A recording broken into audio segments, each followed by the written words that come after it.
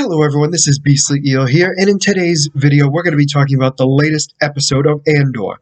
And we're going to break this up a little bit into parts based on the characters, so bear with me. So the first part we're going to be talking about is Cassian, main character of the story. Might as well talk with him first. So we get to see him in a Empire prison. It is awful. They're basically treated like slaves there. They have to make this machinery that we don't quite know what they're used for, and they turn it into a game. So each room and each floor, they fight it out. So there's the best one in the room, and then there's the best room, and I believe there's also the best floor. So what they try to do is they try to produce the most amount of stuff as possible to get the stuff, to get the rewards. And I know what you're thinking, why would they want the rewards? Because, well, it's not so much that they want the awards, it's more the fact that they don't want the punishment. The punishment is not fun whatsoever. They basically get shocked, which is awful. So each table has 7 people, there are 7 tables, so there are 50 people in each room, 49 working, and then the 50th person is in charge of the room, who then tries to make everyone move as fast as they can. The first day that Cassian is there, they lose and they get shocked. When they get back to the place, back to his location, he finds out that if they don't get into their cell at a certain time, they will die. Because if they stay on the floor, it heats up enough that kills them. During breakfast, I believe it was breakfast, he starts seeing that people are communicating through the windows when getting their meals. So what he sees is somebody signing to somebody from across the way, and he sees that that's happening. Now, he doesn't know what's being said, nor do we, but very interesting nonetheless. They go into the room to work again, and what happens is, well, Cassian gets his stuff done, but there's an old guy who's taken forever on his team, so he slows down a little bit and waits for the guy to finish because they have to work as a team. Well, the head of the room gets all PO'd because he's like, what the heck are you doing? We finally have a chance of being one of the best rooms, and you're just taking a break. And they don't win, if I remember correctly. I don't think they get shocked, though. I don't think they were dead last this time. But it shows that they basically work people to death. Then during this time, Cassian finds out that that there was a new decree that was put into place where anything about the rebels or any treason towards the Empire gets extended prison stay, which is why he's getting 6 years instead of 6 months. So that being said, he's working. All of a sudden, while this time goes on, one of the guys decides to kill themselves and jumps onto the floor when it was past time and dies.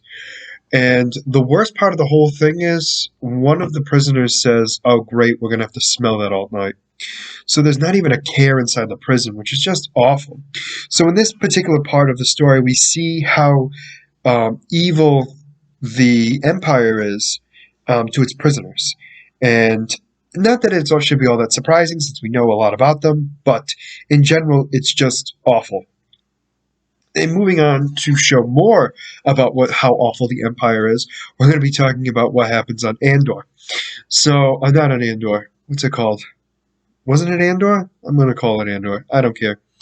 On Cassian's planet, the one where his mother is from, I should say, we see that the Empire is now hunting down and trying to better understand who Cassian is and where he is.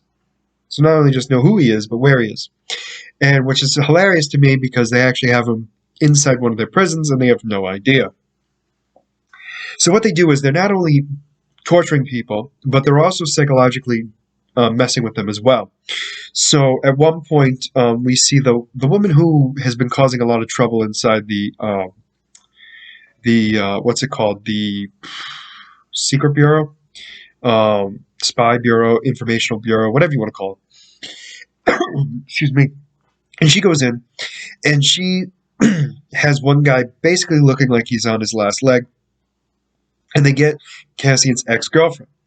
So they bring her in, whether she wanted to or not, and they wanted to know, before they get her in there, they wanted to know if the prisoner should be removed. She goes, no. And so when she comes in, she starts, the woman, the Empire woman, the security person slash informational person, decides to freak out about it, going, what are you doing bringing her in here? I did not want her to see the other prisoner. Get him out of here now. And it's basically a psychological attack on her. They're trying to show dominance without actually being dominant. They're basically threatening her in the sense of seeing what was done to this guy and basically saying, this is going to be you if you don't start talking. And we don't hear anything about her talking whatsoever in this episode, so it'll be interesting to see what happens in the next.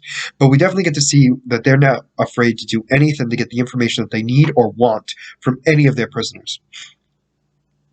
And then we have what's going on with Cassian's mother, who apparently has fallen a few times and is not in the right state of mind, and they're very worried about her. Then we also have the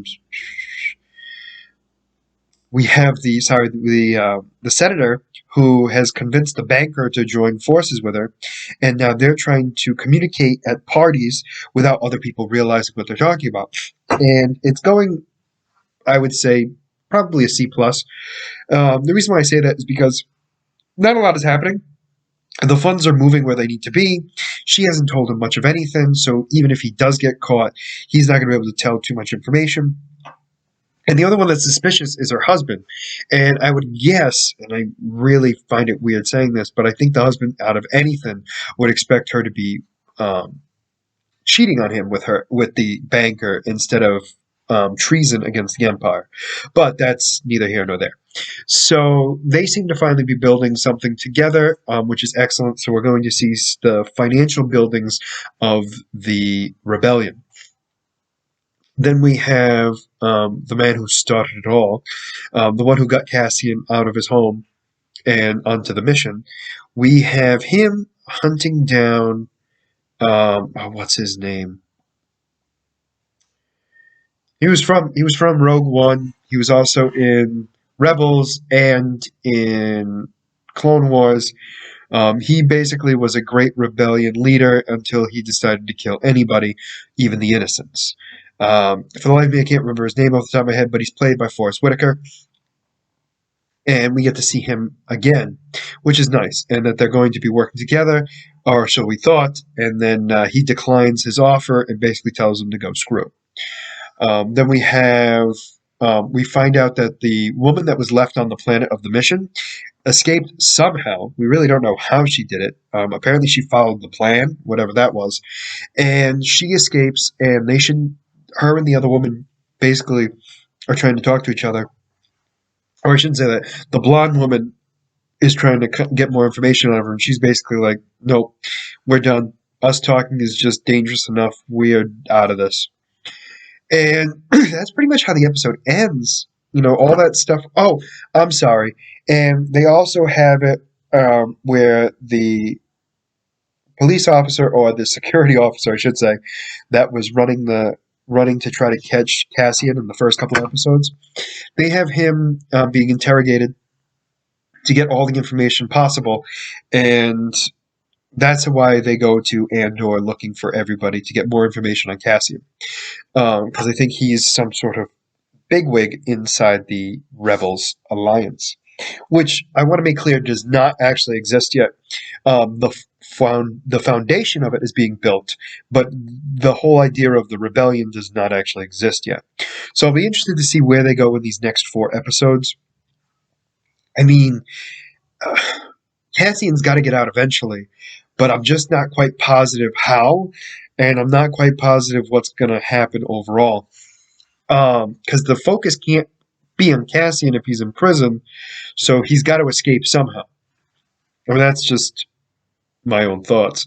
And then we're going to see the buildings of the rebellion, I would say, probably towards the end, where there's going to be some sort of fight where I would imagine at that point is where Cassian 100% agrees to go on to fight the Empire. But overall, definitely looking forward to the rest of this season. This series overall has been doing well.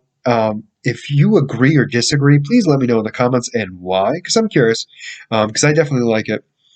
And then, as always, if you like the content you see, please like and subscribe below.